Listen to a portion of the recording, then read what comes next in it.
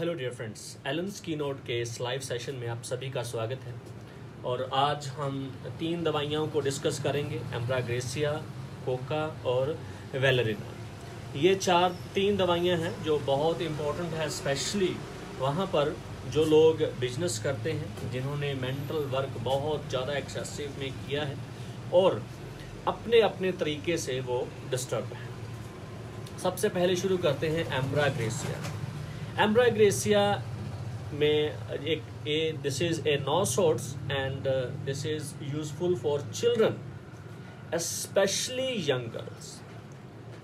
Children में especially young girls who are excitable, nervous and weak।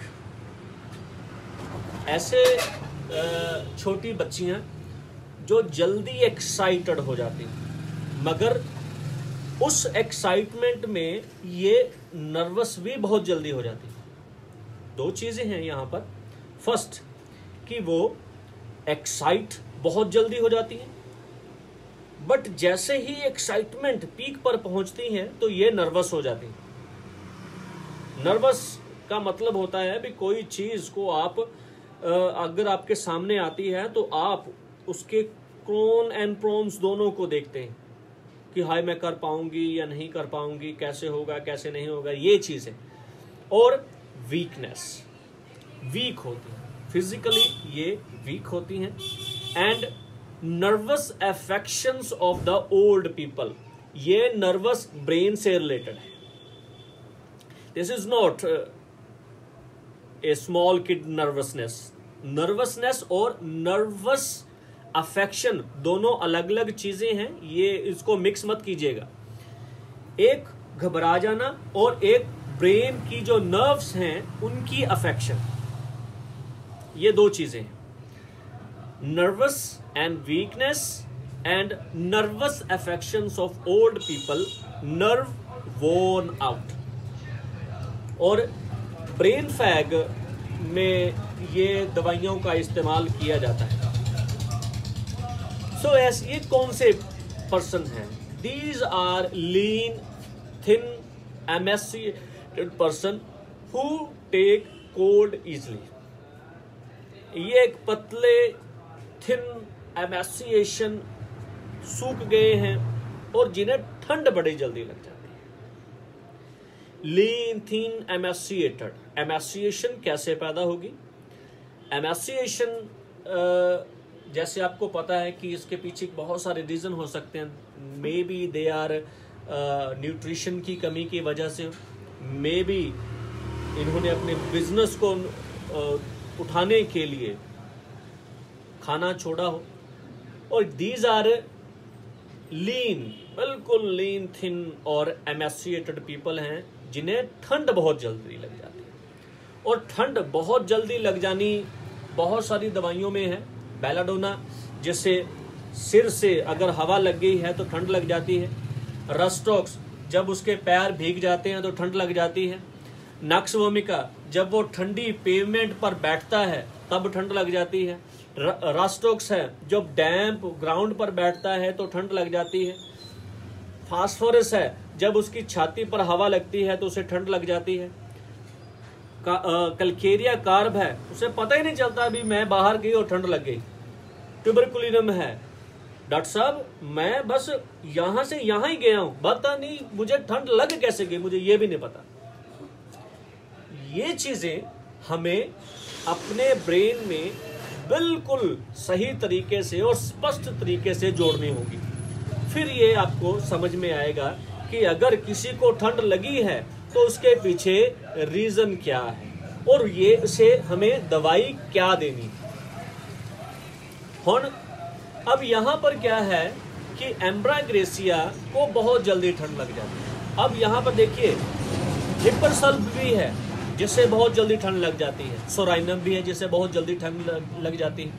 But speciality क्या है कि एम्ब्राग्रेसिया ऑलरेडी इतनी एग्जॉस्टेड कंडीशन में चला गया होता है कि अब उसकी जो वाइटैलिटी है वो रिएक्ट नहीं करती, इसलिए से ठंड लगती है। फिर एक एमेसिएशन बंदा है उसकी साइकोलॉजी किस तरह की होगी? साइकोलॉजी होगी कि अगर ये उदास है, अगर इसमें उदासी है, तो ये सारा दिन रो कर निकाल देगा। ये फीमेल्स का एक सिलेक्टेड कैरेक्टर है। Great sadness, this is not only simple sadness, ये सिंपल उदासी नहीं है, ग्रेट सैडनेस। ग्रेट सैडनेस होती है जो अंदर तक आपको अफेक्ट करती है, जो अंदर तक आपको हिला देती है, great sadness. Sit for days, दिनों तक रोती रहती है, बड़े दिनों तक, बहुत लंबे टाइम तक, ये 3-3, 4-4 दिन इसका रोना ही नहीं बंद होता डॉक्टर साहब। अब देखिए, इग्निशिया है, पल्सटेला है, सिपिया है, एक जैसे character, mild disposition. Ignatia is quick, Ignatia is quick in perception, quick perception, देखेगी ये हो गया, रोएगी, सिसकियां भरेगी, बंद। पल्सटेला है, पल्सटेला is also mild, affectionate, but यहां पर क्या है, she is slow and weep, क्योंकि इसे खुद के लिए, खुद को प्यार चाहिए, इसलिए रोती है। सिपिया है, बट उसमें इंडिफरेंस बहुत है, रोती है, वो अपनी तकलीफों को लेकर रोती है। मुझे ये तकलीफ है, मैं काम नहीं कर पा रही हूं, मैं वर्क नहीं कर पा रही हूं, तब रोती है, क्योंकि उसे अपनी तकलीफ है। तकलीफ खत्म सब कुछ। मगर यहां पर एम्ब्राग्रेसिया इन सभी से ऊपर आ जाती और उदासी इसको छोड़ती नहीं है, उदासी इसे छोड़ती नहीं है। और अगर उदासी, अब देखिए डिप्रेशन में बंदा जा रहा है और रो ही रहा है, रो रो रो रो 2, 3, 4, 5 दिन, 7 दिन, 10 दिन निकल गए, रो ही रहा है। अब यहां देखिए, great sadness sits for days weeping, days, एक ओनली डे नहीं लिखा है ना, साथ में इसके एस लगा हुआ है, डेज वीपिंग, कितने दिन बीत गए, इसका रोना ही नहीं बंद हुआ डॉक्टर साहब। कितना समझा लिया, सभी समझा के गए, पर ये किसी की नहीं सुन, रोती जा रही है, बस रोती जा रही है। This is ambra grisea. और इसके पीछे रीजन होंगे एम्बैरसमेंट। एम्बैरसमेंट क्या होती है? फॉर एग्जाम्पल, मैं आपको छोटा सा एक एग्जाम्पल देता हूं। मैंने एक वीडियो देखी जिसमें शादी हो रही है बंदे की, और शादी के दौरान उसने सब कुछ बढ़िया सूट और उस पैंट की जिप खुली, और उसने किसी ने उसको बता दिया कि ये यार ये हो रहा है, और सभी के सामने वो हंसता भी है, ना हंस सकता है ना रो सकता है। This is embarrassment. ये बेइज्जती नहीं है, उसे किसी ने कुछ कहा नहीं है, ये बेइज्जती नहीं है, इसको उस तरफ मत लेके जाइएगा।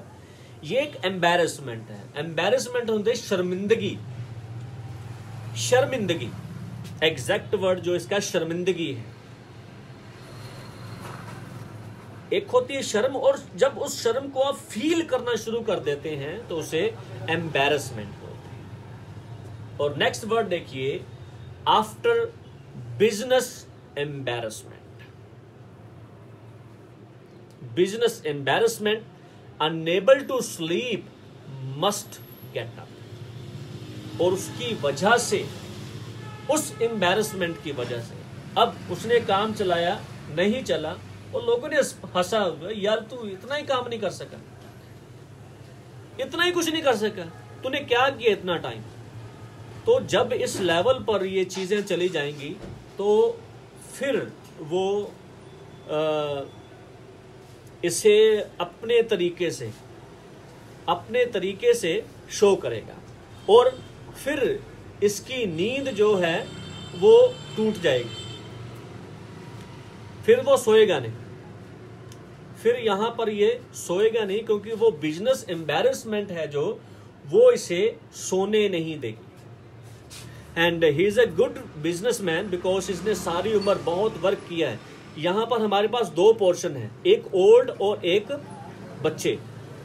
ओल्ड और बच्चों के बीच का जो डिफरेंस है वो है इसका वर्क, इस लेवल पर वो चला गया है।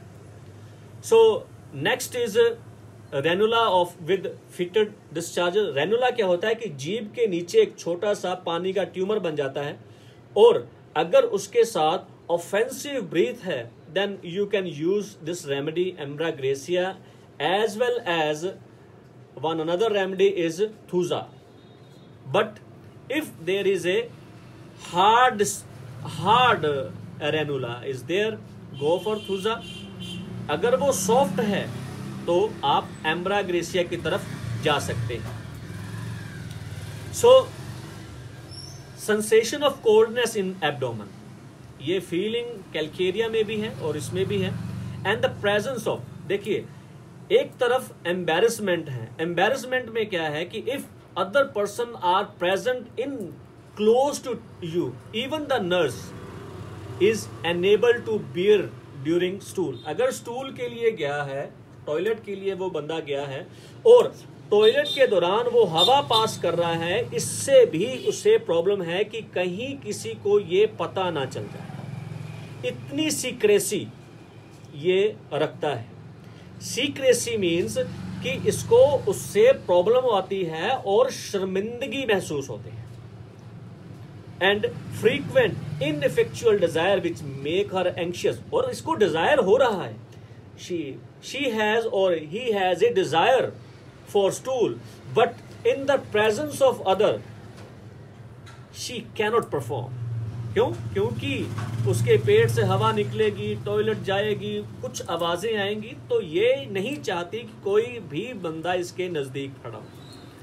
सो discharge of blood between periods at every little accident, और ये एक कैंसर की निशानी है। ड्यूरिंग कैंसर जब जो ओस है यूट्रस की वो अल्सरेटेड हो जाती है, तो स्लाइटेस्ट एक्सर्शन मींस अगर वो चली भी है तो ब्लीडिंग शुरू होगी, तो ब्लीडिंग आएगी। सो यहां इस लेवल पर अगर आपको ये ऑब्जर्वेशन मिलती है कि डॉक्टर साहब मैं चलती हूं, हल्का सा भी चल लूं तो ब्लीडिंग शुरू हो जाती है, थोड़ा सा झटका लग जाए तो ब्लीडिंग शुरू हो जाती है, थोड़ा सा कोई चीज मैं नीचे से उठा लेती हूं तो ब्लीडिंग शुरू हो जाती है, then you have to find the reason. What is the reason behind it? Is it due to ulceration of os or any other complications in vagina or uterus? You have to find it. And देखिए यहां पर long walk after every hard stool, अगर उसको hard stool भी आया है तब भी उसे bleeding होती है। This is the nature of embragresia. So leucorrhoea है, ये आप सभी जानते हैं कि थिक जो ब्लूइश वाइट म्यूकस होता है स्पेशली और ओनली एट नाइट। ज्यादातर ये रात को ही होता है, जिसमें कॉस्टिकम, मर्क और नाइट्रिक एसिड है। एंड और सबसे जरूरी है इसकी कफ के पेशेंट आपके पास आएंगे और कफ वॉयलेंट है, स्पाज्मोटिक पैरोक्सिज्म आता है, होती है, रुक जाती है, फिर होती है, फिर रुक जाती है, और इसके साथ उसे डकार और हॉर्सीनेस, गला बैठ जाता है। और wash talking and reading allowed, जब वो बोलता है और जब वो पढ़ता है तब उसे ये ज्यादा दिक्कत आती है, जिसमें ड्रोसेरा और फास्फोरस है। और इसकी सबसे यूनिकनेस क्या है कि evening without and morning with expectoration, रात शाम को जाते जाते गला सूख जाता है, कोई एक्सपेक्टोरेशन नहीं, मगर सुबह उठता है तो एक्सपेक्टोरेशन होती है। ये हायोसेमस में भी है। और whooping cough without crowing inspiration, crowing होता है कि जब वो खांसी करता है तो खांसी करने के बाद उसे सांस लेने में एक आवाज आती है, इंस्पिरेशन, जब सांस लेता है तो एक आवाज आती है, वो यहां पर मिसिंग होती है। और जो वूपिंग कफ के करैक्टर होते हैं वो भी इसमें मिसिंग होते हैं, बट उसे वूपिंग कफ होती है। So this is a special point of embragresia if you want to use this remedy in whooping cough. So this is all about embragresia. और आप इसे थोड़ा सा दोबारा सुनिए और हम 10 मिनट में हम दोबारा इस लेक्चर को शुरू करेंगे, जिसमें कोका और जो अदर रेमेडी है उसे हम इस्तेमाल करना है, कैसे करना है वो मैं आपको बताऊंगा। Thank you so much.